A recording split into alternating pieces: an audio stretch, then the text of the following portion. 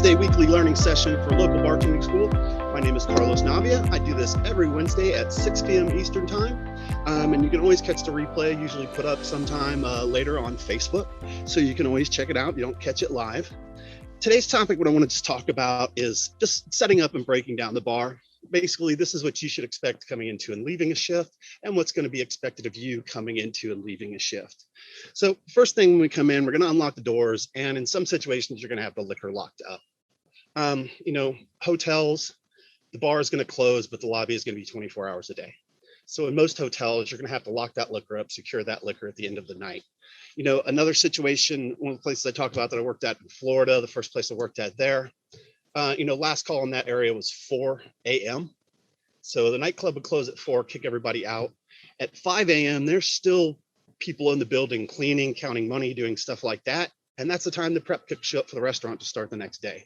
So that building never got locked and secured at the end of the night. So we had to take all the liquor, put it away, keep it under lock and key. So unlock the doors, get the liquor out, turn on the lights, and all bars are equipped with lights with dimmer switches. So I can control the level of the lights and bring it up and down. You want to bring the lights down low. You want it to be nice. We're not interrogating anybody. We're not keeping burgers warm. You want to have a nice low light, a nice ambiance to the place. Some places will have a little Sharpie mark there. That's where they like you to set the lights at for the day. Just put it on that line, get the lights ready, get ready to go. If you have televisions, turn on the televisions. Only 2 things ever go on the television: sports, weather, and nothing else. Especially not the news. CNN is the worst thing you can put on in the bar for a couple reasons. There's 2 big taboo subjects that we never talk about. One is politics and one is religion. And kind of my philosophy and my saying on that one is, fights happen over women, wars happen over politics and religion. And that's kind of the way it works. The other one is pressing social issues. And CNN is full of all 3 of those things. And it's not so much, that people will get into arguments or fights will start over topics like that or those kinds of situations, as much as a lot of people don't want to hear it. The bar is my escape. It's where I'm going to get away from the real world. I don't want to hear about COVID. I don't want to hear about the election. I don't want to hear about what Catholic priests are doing or anything like that. I want to get away, have some fun, and not worry about the real world. So sports and weather, on a rare occasion in the right situation, I have put on like the Grammys or the Oscars, which I felt weren't bad. People wanted to watch them. It was kind of a locals place, not too big of a deal. That's a pretty neutral thing that you could put on. Only happens 4 times a year. There's only 4 Academy Awards. So I think that's pretty reasonable. And that's one that I've done before. You're going to be issued a bank, $200, $300, $400, $500 to start your day with. Count it meticulously. Remember that you're responsible for that money. The 2 biggest parts of our job are handling the money and being in control of the money and protecting the liquor. Thousands of dollars in small bills change hands every day, and we're responsible for tens of thousands of dollars of alcohol. So count your bank meticulously. Bills like 1s and 5 will come in bundles that are rubber banded or wrapped or have paper clips on them. Take them apart and count them out. I have found so many mistakes over the course of years in the bundles not being correct, some over, some under. I once got a bundle of $1 bills that had 25 bills in it, but there was a $5 and a $10 bill in there as well. So make sure you're counting that out, making sure it's right, that you're starting with the right amount of money for the day because you're responsible for that. Take it to your cash register, your POS system. It's just a fancy word for a touch screen and a cash register. It stands for point of sale. Take it to your POS system, put it in the drawer, and log out of your number. If I log out of my number, no one can come back behind me, open that drawer, and touch that money. So that's a very important part of it. I want to make sure that I'm logged out of my number. That way the drawer is locked. I can walk away, do other things, get ice, get what I need to set up the bar for the day, and not have to worry about anyone touching the money. You should have mats on the floor. You should have floor mats. And in restaurants, you'll see 2 different colors. You'll see red ones and black ones. Red ones are for the kitchen. They're grease retardant. Black ones are for the bar. That's the difference between the 2. They should be taken out every night and cleaned. So bring them back in, put them down. Besides mats, you should also be wearing non-slip shoes, what they call shoes with non-skid soles. So they simply just don't slide on wet surfaces and greasy surfaces. But even when you're wearing those non-slip shoes, if I step on a lime, it's like a banana peel. I'm going to go down. So make sure you have those mats down. It just keeps you above everything, that falls on the bar. It gets wet, stuff falls there, it gets dirty. It just keeps you above it. The other thing is, I've worked 14, 15-hour long shifts, and it makes a big difference on your back and your knees at the end of the day if you have those mats down and you're working on those mats. If anybody's looking for non-skid shoes, I wear Birkenstock clogs. I got them from the idea from chefs. They're actually made for people that work in the hospitals because they're waterproof inside and out. I know like even Walmart now sells types of non-skid, non-slip shoes, or there's a company online called Shoes for Crews. They make a tons of different styles. They really have something for every setting and every environment. They are pretty reasonably priced and pretty durable, good shoes. I do recommend those. So anybody can look into that, Shoes for Crews online, and find some good shoes to work in there. So bring those mats in. You want to wipe down the bar stools, the tables, everything like that. Make sure it's clean and sanitized and ready to go for the day. Now, this should be done at the end of the night by the bartender that's leaving. However, between that bartender leaving and the day bartender coming in, or the opening bartender coming in, a lot of stuff can happen in that bar. Kitchen guys show up before bartenders, they can mess up that area. You could have a distributor that delivered something and messed up that area. You could have had a repairman that came in to fix a cooler or a sink or something like that and messed up that area. We want to make sure we're starting with a nice, clean area. It's clean, it's sanitized, it's ready to go. It is very important now with COVID, where I live in California, we're back to masks indoors everywhere we go now. So there's a mask mandate everywhere. It's COVID's not going away. It is going to be a thing still. And if people don't feel safe and they don't feel comfortable, they don't feel the place is clean, they are not going to stay there and spend time and spend money. So make sure you're cleaning it up. The other thing is push all the chairs in. If you have bar stools with backs, give them all a little tilt the same way so they look nice. The place should look aesthetically pleasing when I walk into it. It should look nice, like it's ready to go. So get that all set up, make sure that's ready to go. When it comes to washing dishes, we're going to do it in one of two different ways. Either going to have a 3-sink system, or you're going to have an automated machine that's going to wash your glassware for you. If you have a 3-sink system, it's really easy. Put the plugs in all the sinks, you fill the sinks up. First sink is detergent, second sink is just water, third sink is sanitizer, and then on either sides of the sink, you have what are called drain boards that are graded boards that drain down into the sinks.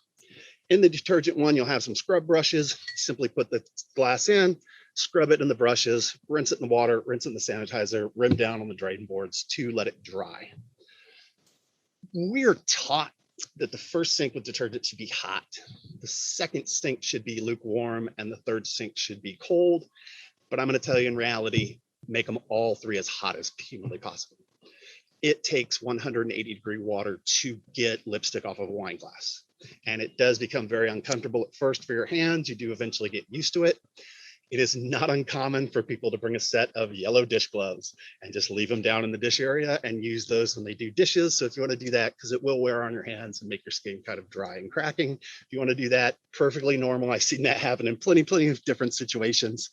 They do make brushes that are automated where you plug it into the wall, and instead of me turning the glass, the brushes spin. Those are nice if you have them. Boom, in there, rim down. One of the advantages to doing all three sinks hot is that when this glass comes out of the rinse hot, it's going to dry faster. And you really want to let it dry before you use it. The sanitizer that we're rinsing it in evaporates as the water evaporates off the glass. So it's not going to hurt anybody. It is sanitizer, but we're really not supposed to serve it to people. So you should be letting that glass dry. It's going to dry a lot faster when it comes out of those sinks hot. If you have an automated machine, there are two general types. One, you simply open it, you put in a regular square plastic dish rack like they use in the kitchen, you turn it on, it runs a cycle. The other kind is kind of like a conveyor belt. You put the glass on one end, it goes through a little house, it comes out clean on the other end. Or the same thing is done kind of in a circular fashion. It goes circular through a house, it comes out the other end, and it's clean. Either one of those machines, if it's just the one, single rack, single load, all you got to do is put it to fill. It will fill itself to the right amount of water, put it to on, it is ready to go for the day. It has one screen inside. Just make sure the screen's cleaned out. There's no large material in there that's going to clog up the machine. If you have the one with the conveyor belt system, it's a little more elaborate. It has 2 plugs and 2 screens. Put the 2 plugs in, you put the 2 screens in, you set it to fill, it fills itself to the right amount, you put it to on, and it runs throughout the course of the day. Whichever machine you're using, somewhere on the floor near that machine are going to be 3 1-gallon jugs of chemical. One is a detergent, one is a rinsing agent, and one is a sanitizer. Please make sure that there are chemicals in the containers. I've come into bars and found all three containers empty, which means they were only washing glasses with hot water, no detergent, no rinse, no sanitizer. So please make sure there is some chemical in there. We do have enough chemical to get through the day, that we are using it properly to wash the dishware. All right, so we're going to set up our ice well. Our big ice box that we play with is just called a well. We have the ice well and we have the bar gun. Now, the bar gun and the ice well work a little differently than a regular soda machine that you would find at like a Circle K or a 7-Eleven and fill up your soda at. Those types of machines are plugged into the wall and their lines are kept refrigerated 24 hours a day. So the soda that's in there in the lines is kept cold, it's kept under 40 degrees. The gun doesn't work that way. The lines that go into the gun are kept cold by the ice in the ice well, and we have what's called a cold plate. Now, in the old days, it was a plate that sat down in the well, bunch of hoses coming in, bunch of hoses going out. I don't see very many of those anymore because bartenders would never pick them up and clean underneath them, and they got very, very disgusting in the bottom of the well. So I believe as Coca-Cola in their infinite wisdom has designed a better well to where the cold plate is now built into the bottom of the well itself. And an easy way to see that you have that is that if I look down into the well while it's empty, I will see the four walls are stainless steel and the bottom's lead. That is that lead cold plate. And if you look underneath the well, you'll see hoses coming into it and hoses going out of it. That is the lines for the soda that's keeping the sodas warm in the line, keeping the sodas cold in the line right there. So that well should be empty every night and cleaned out. That plate sits there, that plate gets warm, the sodas that are in that plate are no longer good, and the first couple sodas are not going to taste right if you don't run them out. So I fill my well up with ice, that plate gets cold immediately. I take my gun and I just pushed a little out of each soda. Psh, psh, psh. Little Sprite, little Diet Coke, little root beer, little whatever you have in there. All I'm doing is moving what's in that plate out and putting fresh stuff in there so it's ready to go for the day. If you don't do it, first couple drinks you make will get sent back because they don't taste right. We waste alcohol, we lose money, and that's not what we're here to do. That's not what this is about. So run a little bit out of each one. The other thing that the well has is an air compressor. Somewhere underneath there near the well is going to be a small air compressor. This air compressor just forces bubbles into water. If I push the button that just says soda on the bar gun, all it is bubbles from the air compressor being forced into tap water coming out of the gun. That is it. So that air compressor sits overnight. It has a tank. That tank also slowly leaks air out. So when you come in first part of the day, that tank will not have the right pressure to make the sodas. The first couple sodas are going to be flat if you don't run it out. So when I run a little out of each soda, psh, psh, psh, psh, and then I just hold down the one that says soda until I hear that compressor kick on. It's a loud noise. It sounds like is exactly what it sounds like. And when you hear that noise happen, you'll see a difference in what's coming out of the gun itself. Because what's coming out will look kind of foamy, will look kind of fizzy. But when you hear that compressor kick on, it'll go to a thick gargle. That is what we want. That is what we're looking for. So they call that priming the gun or getting the gun hot. You just need to do it first thing in the day. After that, you're going to be using it enough to where you won't have to do it again. It'll stay hot. It'll stay good for the rest of the day. But make sure you're doing that and getting that gun set up and ready to go. It's funny in some of the places I've worked at where I have two wells, but there's only one bartender. As the night goes on, I'm not that busy. I'm only using one side. I'll break one side down. I'll take all the ice out of it. I'll clean it. Then someone from the front desk of the hotel would come by, make themselves a soda and go, something's wrong with your Coke. No, nothing's wrong with my Coke. It's user error. You're not using a well that's set up. There's no ice on there. That's why it doesn't taste right. So get that gun hot, get it ready to go for the day. We're also going to grab our juices in our white containers they call store and pours. In the ice well, you will have plastic holders that they refer to as shoes or boots. All you do is put the juices in there, holds them in there, keeps them cold for the whole day, just keeps them cold throughout the course of the day. Make sure you're not just filling up the same container over and over. Start with a fresh container. If the juice is still good from the day before, put it in there, put some new juice on top of it. Don't just keep adding juice to the same container. They will get nasty, they will get disgusting.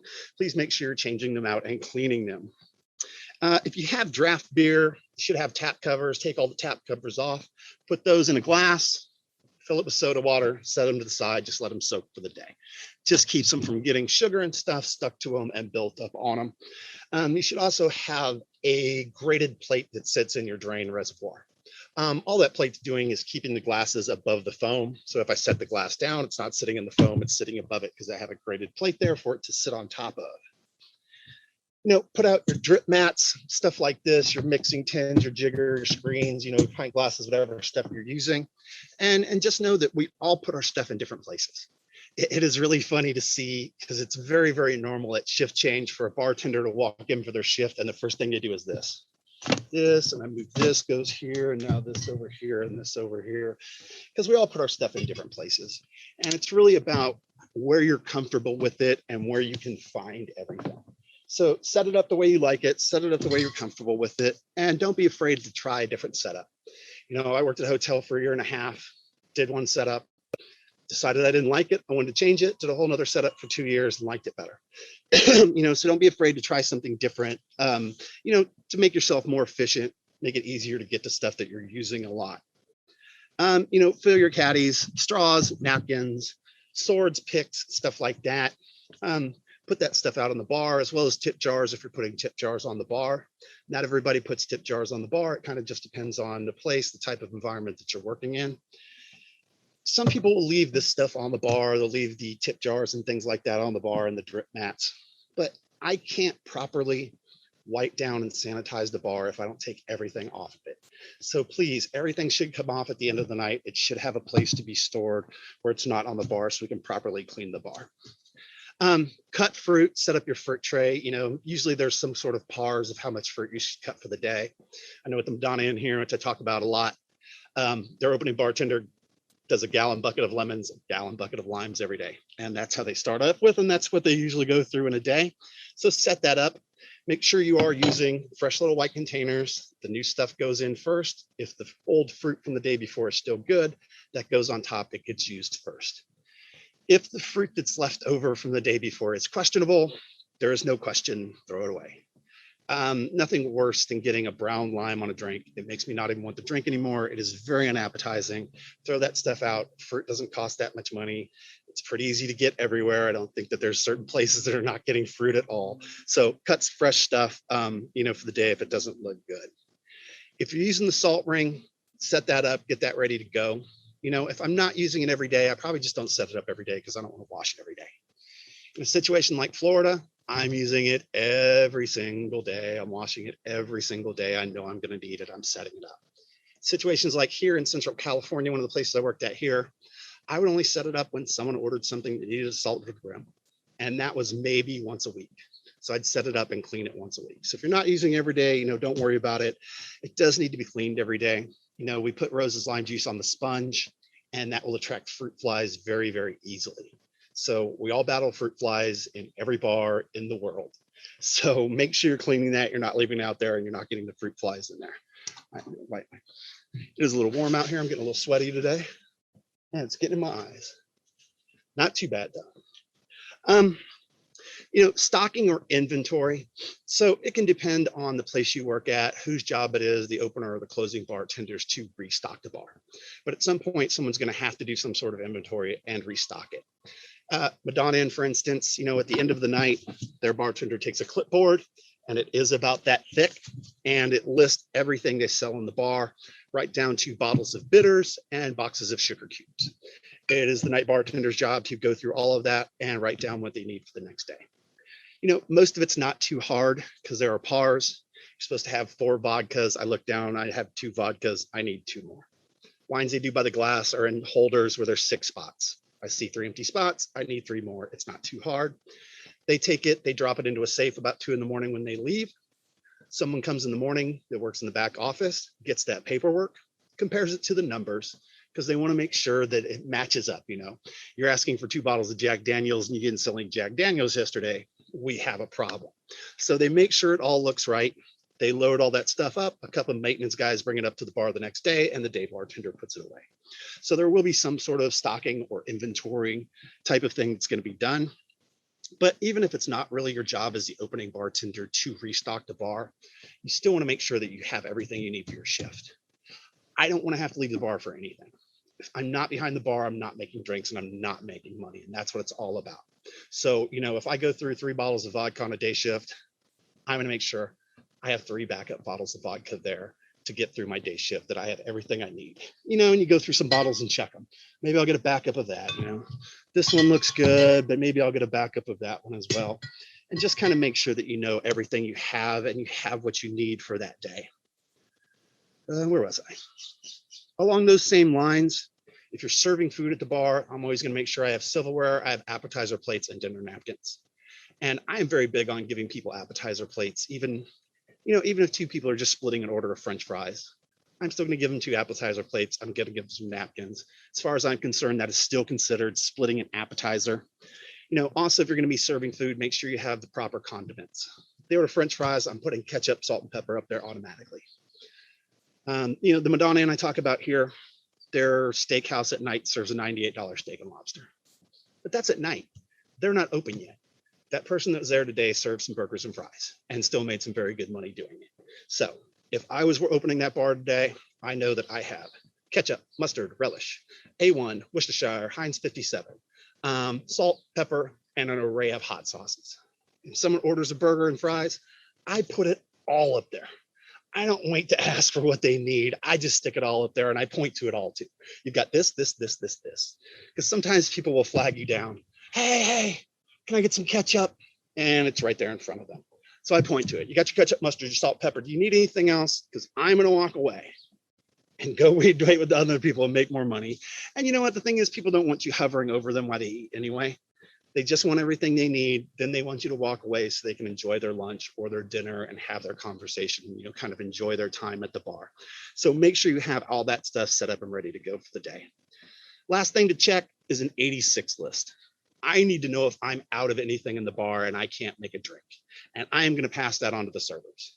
If they ring in a drink that I can't make, it's wasting their time. It's wasting my time.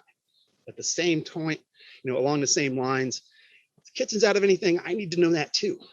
If I ring in something the kitchen can't make, once again, I'm wasting their time. I'm wasting my time. And there's nothing worse than, a couple sits at the bar. They order and he orders the steak and lobster and she orders something else. And then I have to come back and go, we're out of that.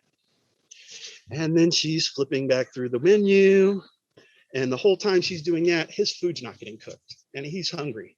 And he's the one paying the bill. And he's the one deciding my tip. So know if the kitchen's out of something. One of the hotels I worked at here would make a certain amount of prime rib every day. We knew, beginning of the shift, there are 14 prime ribs here today. We write it on a grease board, you sell one, you cross it off. And when people came and sat at the bar, I gave them menus. I knew the running tally. Hey, if you're thinking about the prime rib, we only got 3 left, let me know. And a lot of times one of them would say, I want the prime rib, get me one. I run in the back, I cross it off. I tell the kitchen guys, I'm going to send them a ticket in just a second when I get the rest of the order. But bam, I know how much we have. I know what we have and we don't have back there. Kind of a side note and a fun story that I like. Let me get some water real quick. The term 86 comes from a man named Benny Binion. Now, Benny Binion was a Texas gambler. He was twice on trial for murder before he moved to Nevada and founded one of the oldest casinos called the Horseshoe. It is still Binion's Horseshoe to this day. It is still owned by his family to this day. It was one of the first original casinos in Las Vegas on Fremont Street. If you go to Vegas, there's a casino called South Point. It has a 9 or 10 foot statue of Benny Binion on a horse. That's him. He's a hero of the town.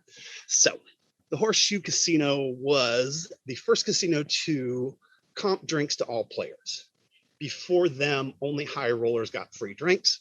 Benny Binion said, everybody that walks in here is a high roller. Everybody gets free drinks in my casino. It was also the first casino that would cover a bet of any size, with one stipulation. You can only bet as big as your first bet of the night.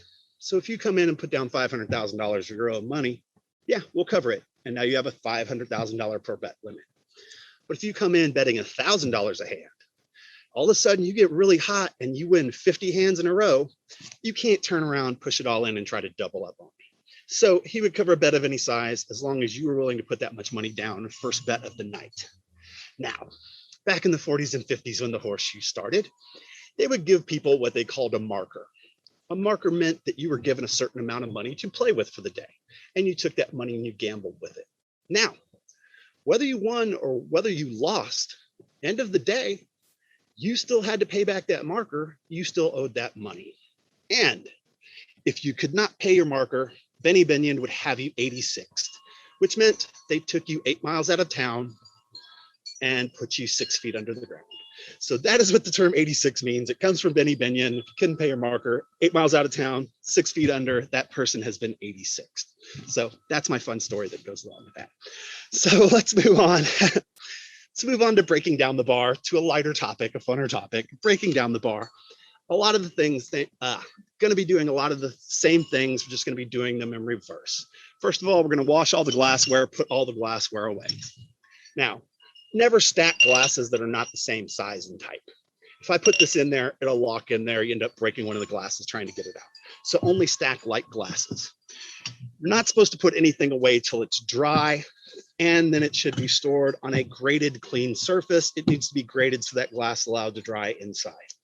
I'm not supposed to stack the second glass on top of it until the second glass is dried, because if I stack it while it's wet, it is not allowed to dry in the middle, and it keeps that sanitizer in there. So rim down, clean graded surface, all the glasses should be dry before you stack them up and put them away. If we are talking about stemmed cocktailware, which is just anything with a stem on it, wine glasses, champagne glasses, martini glasses, brandy snifters, stuff like that, they should be polished and hung up by the base or rim down on a clean graded surface. Please polish wine glasses and martini glasses before you hang them up. I have had the misfortune of working with some very lazy bartenders in this area, and I would go to grab a wine glass for a customer, look at it, dirty. Another one, dirty. Another one, dirty. And I'm not just talking about spots on there. One day I pulled a wine glass out and it had a piece of lettuce stuck to the side. Someone thought, it's fine. I'll put that back for Carlos to use the next day. I can't tell you how bad it looks to the customer for me to have to grab 5 glasses to find a clean one hanging up behind me. It just makes us all look bad. It makes the entire place look bad. So please polish the glasses before you put them away. Make sure they're clean. Make sure they're ready to go for the next day. Also, if I'm working the next day and I get busy, I don't have time to stop and polish glasses between each drink. I want to know they're polished, they're ready to go. I'm ready to go. I'm ready to make money the next day. So please, please, please clean the drip mats. People leave them on the bar. They get nasty, they get funky, they get dirty really easy. Clean them. This is also something that I find weird. People have some sort of weird attachment to their drip mats. Like they use the same ones for a decade and they don't want to give them up. Liquor distributors will give you new drip mats every 3 to 6 months. They want their name in your bar where people can see it. They will give them to you. Don't be afraid to throw them away. Give them away. Start with fresh ones. They get nasty really, really easy. They get bacteria and stuff in there. They get disgusting. If we got our draft beer, we're going to put our covers back on the taps. It is good to wipe down the entire tap and everything, the system and the whole thing, make sure it's clean. Then I'm going to take out the graded plate. I'm going to wash that in my sinks or my dishwasher. And I'm going to clean the reservoir by taking a pitcher of water and pouring a pitcher of scalding hot water. Once again, I go to my coffee machine. It's got a red handle, scalding hot water. Pour that scalding hot water down there. There's a little hole that drains. All it does is go down a hose. The foam gathers in that hose and sticks in that hose. If it's not washed out every day, fruit flies get in there. They lay their larvae. It comes back as this kind of brown, oozy kind of gook. Will come back up the other way. Real easy way to stop it. Hot pitcher hot water down there every day. Wipe the basin out, sanitize it, make sure it's ready to go for the day. And you'll see a lot of people do this one. They'll take the graded plate and lean it up against the taps. And that just lets everybody know I've cleaned this area. Don't come behind me and mess it up. This area is clean, sanitized, and we're ready to go for the next day. We're going to put all our juices away. And when you're putting the juice bottles away, give them a quick wipe. They get nasty, they get sticky, stuff gets spilled on them because they're in the hot zone, they're right in front of you. And it is easier for me to wipe it down before I put it in the cooler than it is for me to get down on all fours and scrub out the bottom of the cooler that's gotten very sticky because dirty bottles were put in there every day. So quick wipe before you put them in, saves you some time there, doesn't mess your cooler up. We're taking the caddies, the tip jars, all that stuff off the bar, wiping, cleaning, and sanitizing the entire bar. As well as the room itself. You should put the room back. It should look how you started with it. It's one of my big pet peeves at a hotel I worked at here. that the cocktail server would leave just after dinner, 10 o'clock. The bartender is there till 1 or 2 in the morning. So at the end of the night, the bartender is going through this whole room, getting all the glassware, bringing it back and cleaning it. But what a lot of them wouldn't do is push the tables and chairs back to where they belong, push them in and wipe down the tables. They would just leave this room in disarray. And, you know, it gets late, there's live music, tables. I've seen people pick up couches and move. So it was weird to me because that was still a common area of the hotel. And what I don't think a lot of the bartenders realized is that at 7 in the morning, when people come in for breakfast, some people will take their breakfast and want to eat it in the lounge. Also, when people are checking out, they're coming through that area to use the restrooms. And I've seen people holding a plate of breakfast doing this, trying to find a table that wasn't sticky in there. And it just looks horrible. So everything should be wiped down. The room should look good. It should look perfect. It should be ready to go for the next day. Clean the salt ring if you're using it. Clean it, wash it every day. Don't leave it there. You will get fruit flies under the sponge. It is very, very, very disgusting. Wipe down the bar and bar stool, as I said. We're going to burn out the ice well, meaning we're going to take all the ice out of the well, rinse it out with hot water, wipe it out, clean it, and sanitize it. You know, as the night starts to get late, I'll just stop adding ice to it. I don't want to keep bringing buckets of ice and pouring them in there, knowing I'm going to have to take them right back out an hour later. So you kind of let it dwindle down through the end of the night. You have a bucket that's reserved in the restaurant or the bar for nothing but ice. Get the same bucket you brought the ice with and a big scooper, scoop it all back into there. You know, there's usually a floor sink in the kitchen that people use to pour out mop buckets. Throw it in there.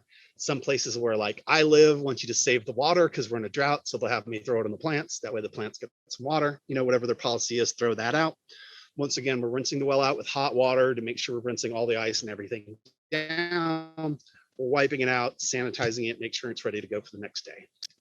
Then we take that pitcher that we've been using for hot water, we set it in the bottom of the well, we fill it up with soda water, we take that gun and we drop it in there. And letting that gun soak in soda water just keeps it from getting sticky on the parts on the inside. It keeps it clean. The soda water dissolves the sugar. It helps break it down. So just leave it soaking in there overnight. Keeps your gun from getting sticky and nasty on the inside. You should be wiping down all the bottles that are in the rail in the well in front of you. Take them all out, wipe the well out, including the face of it. Don't just wipe the inside, wipe the outside. The face gets sticky too. Take all the bottles, give them a nice wipe down, put them back in, leave them clean for the next day. As far as like bottles that are on the shelves behind you and stuff like that, do them when you got time. You know, if you've got some downtime, pick a shelf, take all the bottles down, wipe the shelf down, wipe all the bottles, put them back, you know, up behind you if you've got some free time. It's kind of weird and it's kind of funny. Wind's blowing my curtain on me here. It's kind of weird and kind of funny that the second you take all those bottles off the shelf and start washing it, you will get busy. It has never once failed me. The second I start cleaning something or doing a cleaning project, people walk in and come up to the bar. And I think it's something subconscious. They see someone cleaning in the bar and they're like, hey, that person's cleaning, let's go to the bar is clean, obviously that person's cleaning. So do them when you have time. It is, you know, cool thing to do. A clean bar is a happy bar. I am big on cleanliness. So when you have time, wipe down the bottles behind you, but the ones in front of you should be done every day. So we're going to break down our dish area. And if we're using the 3 sink system, it's real easy. You pull the plugs out of the sinks, they drain. Do be careful though, because all they do is drain it into a square floor drain, and bar floor drains get stuff in them. A lot of them do not drain very fast because it's years of straws and picks and fruit and stuff like that down in there. So I've worked at places where if you pulled all 3 plugs at once and turned around, all of a sudden you're in an inch of water going, where's this coming from? It's coming from the floor drain that can't handle all 3 at once. You may have to pull them one at a time. Rinse out the sinks, wipe out the sinks. I find stuff in there. You find broken glass, you find straws, picks, fruit, stuff like that. Once again, make sure the sinks are cleaned, ready to go. Also, wipe off the face of it, clean the drain boards, and you should have a green scrubby or an SOS pad to go around the faucet and the handles and stuff like that. If you don't hit that every day, it only takes a second, but if you don't hit it every day, you get black mold really fast. And it's disgusting to be washing dishes where there's black mold. So give it a little scrub every night, keep the mold out, keep the mold away from that.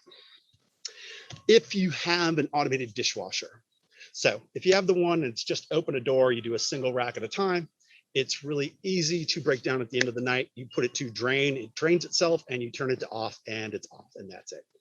Once again, it has one screen in there. Just make sure the big materials are out of there. If you see any straws or stuff in the dishwasher, grab them out, just get them out of there. You don't want them to clog the system, mess it up. It is the conveyor belt style one that goes through the little house, comes out clean on the other side. It is a little more elaborate. It has 2 screens and 2 plugs. So you want to pull the top plug, and then this is key. You want to wait for all the water to drain to the next chamber.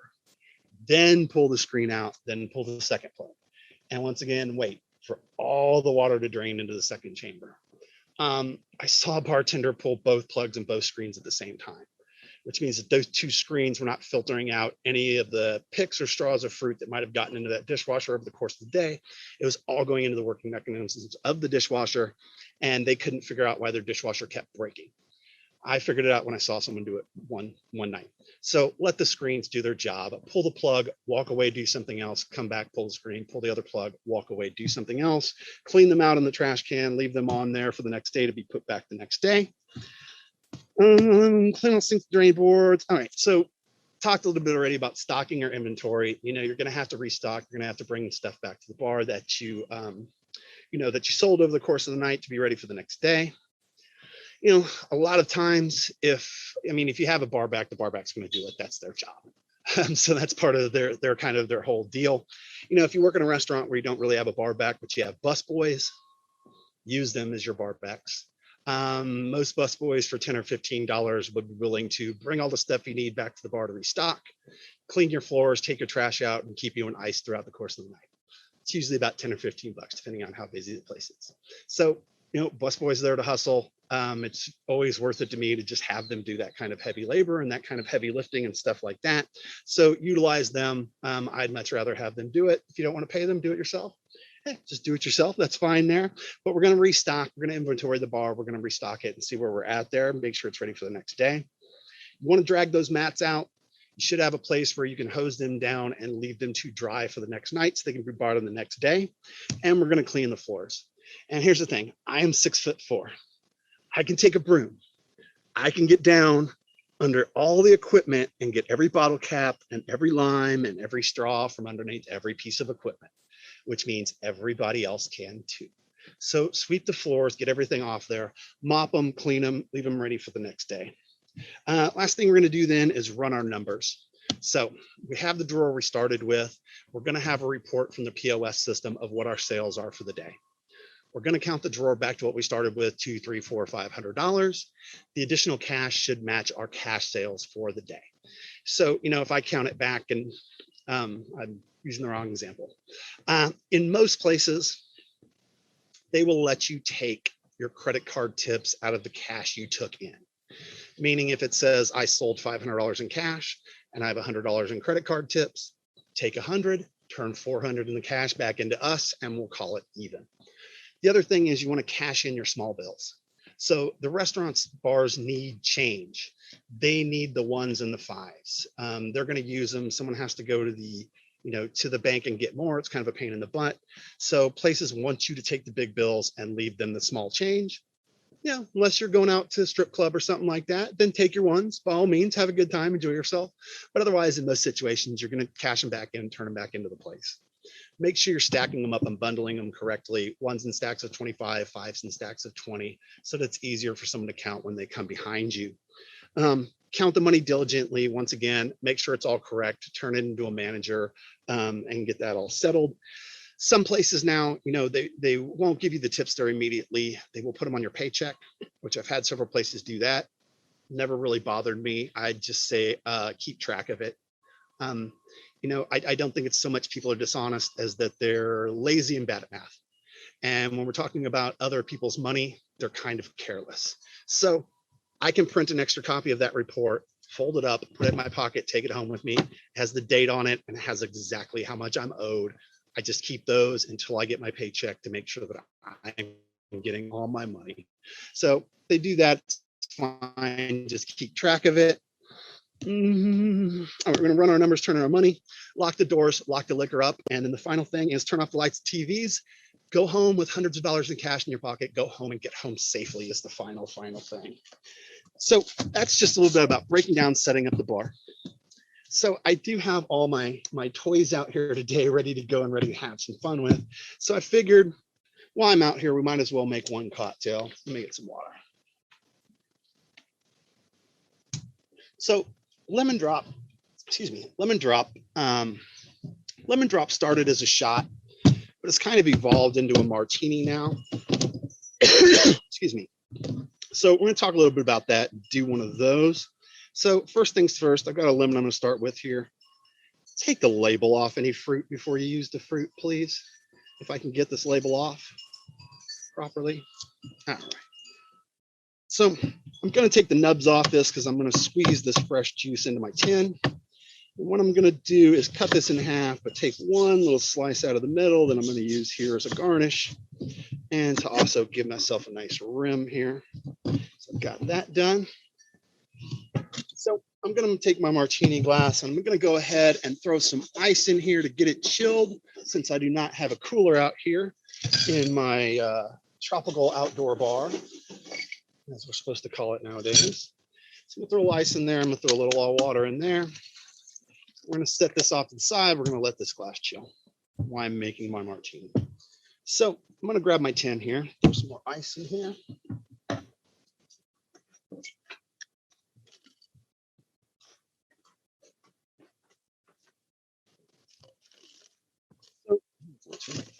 In reality, lemon drop's just going to be vodka, sugar, and lemon juice.